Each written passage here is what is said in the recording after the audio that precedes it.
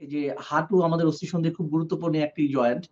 যেখানে বিভিন্ন সময় বিভিন্ন মানুষ আক্রান্ত হচ্ছেন। নারী-পুরুষ নির্বিশেষে সবাই আক্রান্ত হচ্ছেন। বলা হয়ে থাকে বয়স বাড়ার সাথে, সাথে হাঁটু ব্যথায় আক্রান্তের ঝুঁকি বাড়তে থাকে। বাট ইদানিং কালে আমরা দেখছি যে অল্প বয়সী তরুণরাও অনেকেই আক্রান্ত হচ্ছে। কারণ কি যদি জানাতেন আমাদের? জি, অনেক ধন্যবাদ আপনাকে। খুবই গুরুত্বপূর্ণ একটি বিষয় নিয়ে আজকে আমরা আলোচনা করব। আপনি যথার্থই বলেছেন, হাঁটু ব্যথাটা আসলে অনেকগুলি কারণে হয়। আমরা যদি একটু বয়স ভেদে দেখে নিই, দেখা যায় আমরা ছোট বয়সে যেমন শিশু বয়সে কিছু সমস্যা পাই, যাদের জুভেনাইল আর্থ্রাইটিস থাকে বা অনেক সময় গ্রোথ পেইন এর কারণে বিভিন্ন জয়েন্ট পেইন হয়। অনেক সময় থাকে রিউমেটিক ফিভার জনিত কারণে অনেক সময় বিভিন্ন জয়েন্ট ব্যথা হয়, যেটা শিশু বয়সে আমরা পাই।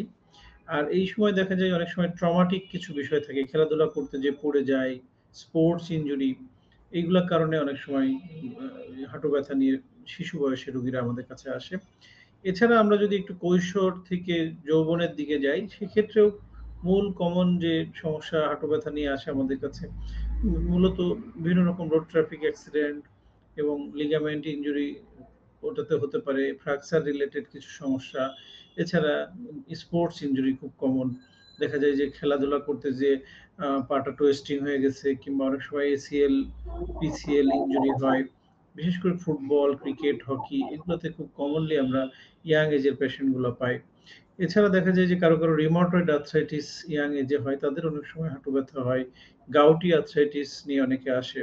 তবে রোড ট্রাফিক অ্যাক্সিডেন্ট এবং স্পোর্টস ইনজুরি নিয়েই, ligament injury related, meniscus injury related সমস্যা ইয়াং এজে আমরা বেশি পাই। এরপরে দেখা যায় যে একটু ডিজেনারেটিভ ডিজিজ, যেটা বয়সজনিত কারণে আমরা অস্টিওআর্থ্রাইটিস আমরা পাই, কন্ড্রোমেলেশিয়ান প্যাটেলা, বেকার সিস্ট, লিগামেন্ট ইনজুরি, হ্যাঁ? এই সমস্যাগুলা একটু এল্ডারলি সিটিজেনদের ক্ষেত্রেও আমরা পেয়ে থাকি। আসলে এরকম বয়স ভেদে বিভিন্ন সমস্যা বা বিভিন্ন কারণে হাঁটু ব্যথা নিয়ে রোগীরা আমাদের কাছে আসে।